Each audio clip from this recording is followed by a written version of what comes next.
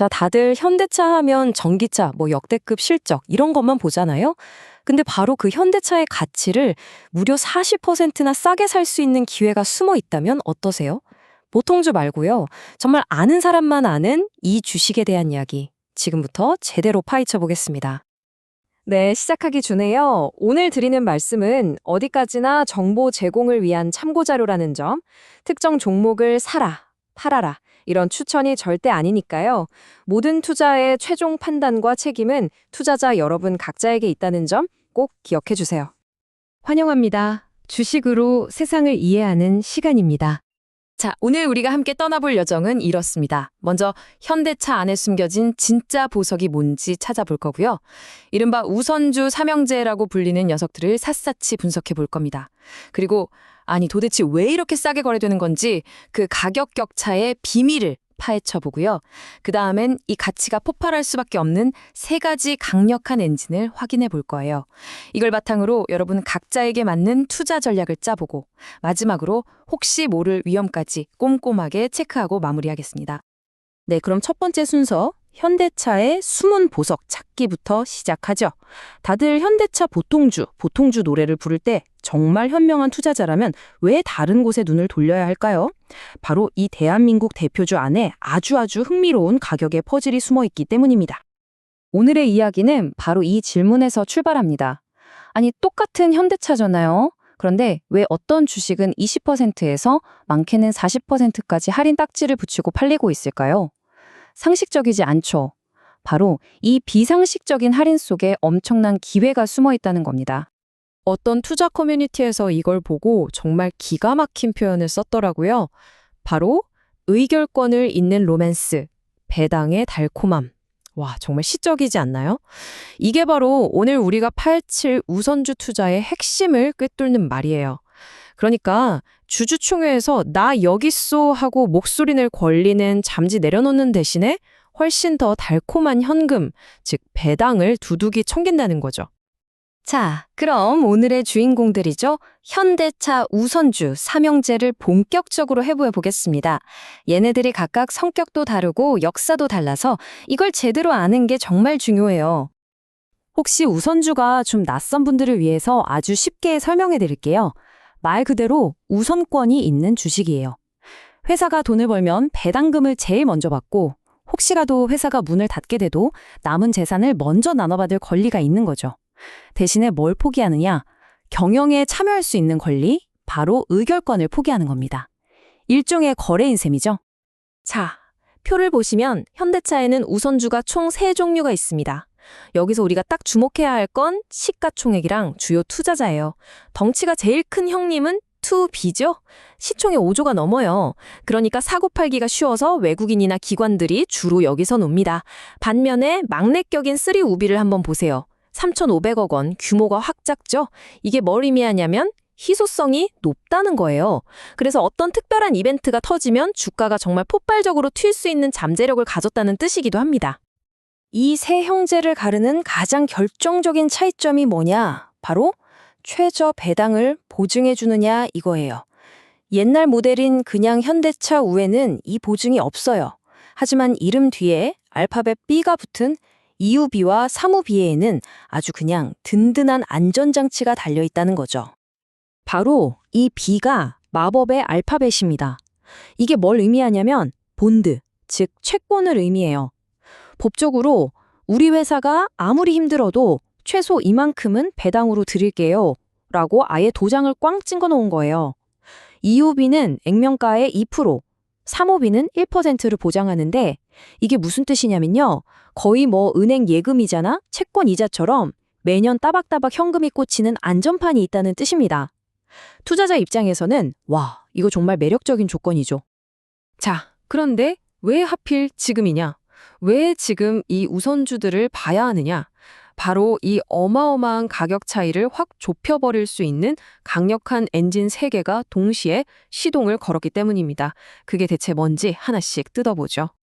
첫 번째 엔진은 정부가 밀어붙이는 기업 밸류화 프로그램입니다. 한마디로 주주들한테 돈 좀 풀어라 이 압박이죠. 두 번째 엔진 바로 현대차의 지배구조, 승계 문제입니다. 정의선 회장이 천문학적인 상속세를 내려면 뭐가 필요할까요? 바로 배당입니다. 그리고 마지막 세 번째 엔진은요. 이 기회를 귀신같이 알아챈 스마트머니, 바로 외국인들이죠. 이들의 움직임이 심상치 않습니다. 바로 이 그래프가 그 증거입니다. 보세요. 외국인들이 뭘 하고 있는지. 비싼 보통주는 팔아치우고 그 돈으로 싼 EUB 우선주를 계속 사들이고 있잖아요. 이게 바로 차익 거래라는 건데 원리는 아주 간단해요. 어차피 같은 회사 주식이니 언젠간 가격이 붙을 거다 이렇게 보고 비싼 건 팔고 싼 건 사는 거예요. 그러면 나중에 현대차 주가가 오르든 내리든 상관없이 이 둘의 가격 차이만 좁혀져도 돈을 버는 거죠.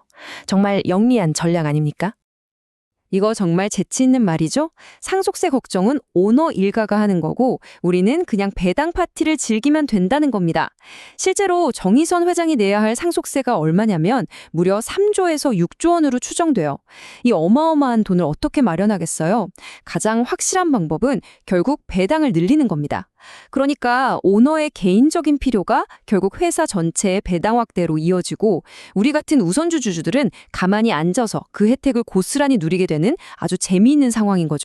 자, 지금까지는 왜 좋은가에 대한 스토리를 들어봤다면 이제부터는 팩트로 이야기해보죠. 이 아이디어가 얼마나 탄탄한지 구체적인 숫자로 직접 확인시켜 드리겠습니다. 이 숫자 한번 보세요. 2.2조 원. 이게 어떤 돈이냐면요. 만약 미국에서 자동차 관세가 지금보다 낮아지면 현대차 금고에 매년 추가로 들어올 수 있는 현금입니다. 자, 회사에 매년 2조가 넘는 공돈이 생긴다?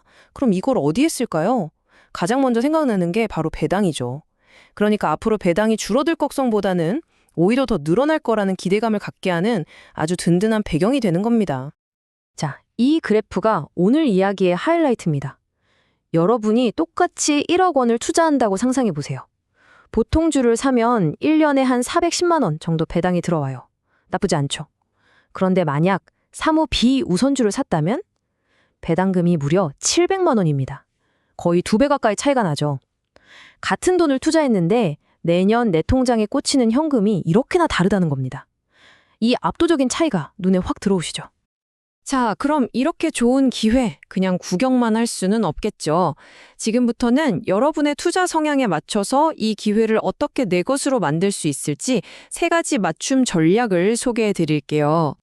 첫 번째는 좀 전문가 스타일, 헤지 펀드들이 쓰는 전략입니다. 아주 간단해요. 싼 EUB는 사고, 동시에 비싼 보통주는 빌려서 파는 공매도를 치는 겁니다. 이렇게 양다리를 걸쳐 놓으면 나중에 현대차 주가가 오르든 내리든 상관이 없어요. 오로지 이 둘의 가격 차이만 좁혀지면 거기서 수익이 나는 아주 스마트한 전략입니다. 두 번째는 우리 같은 장기 투자자나 연금 계좌 굴리시는 분들께 딱 맞는 전략입니다. 그냥 EUB나 현대차우를 사서 묻어두는 거예요. 그럼 요즘 은행 예금과는 비교도 안 되는 짭짤한 배당이 꼬박꼬박 들어오겠죠? 그 돈으로 또 주식을 사면 복리 효과까지 누릴 수 있고요. 그러다가 나중에 주가까지 오르면 그건 그냥 보너스인 셈이죠. 이걸 전문용어로 공짜 콜옵션을 주고 있다고도 합니다. 마지막 세 번째는 완전 한 방을 노리는 고위험 고수익 전략입니다. 대박을 노리는 거죠. 바로 물량이 아주 희귀한 사모 B에 베팅하는 겁니다. 이건 단순히 배당 몇 푼 더 받자고 하는 게 아니에요.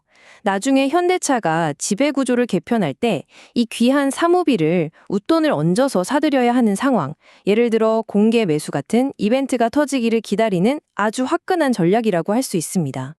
자, 물론 좋은 이야기만 할 순 없죠. 모든 투자에는 동전의 양면처럼 위험이 따릅니다. 이제부터는 우리가 이 투자에 뛰어들기 전에 반드시 확인해야 할 위험 요인들을 냉정하게 짚어보겠습니다. 장밋빛 미래만 있는 건 당연히 아니죠. 첫째, 유동성 문제입니다. 특히 사모비는 거래량이 워낙 적어서 내가 팔고 싶을 때 제값에 못 팔 수도 있어요. 둘째, 이른바 가치 함정입니다. 지금 이 가격 차이가 영원히 좁혀지지 않고 그냥 이대로 가버릴 수도 있다는 거죠.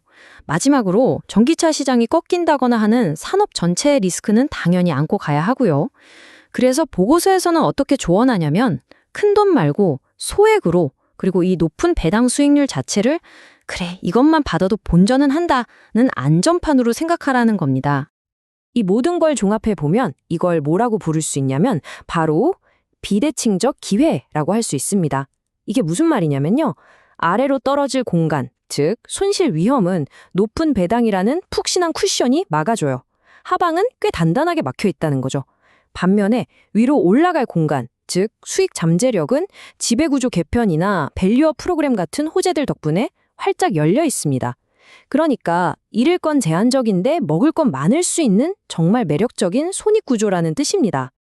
그래서 결론적으로 이 보고서가 제안하는 최종 전략은 이겁니다.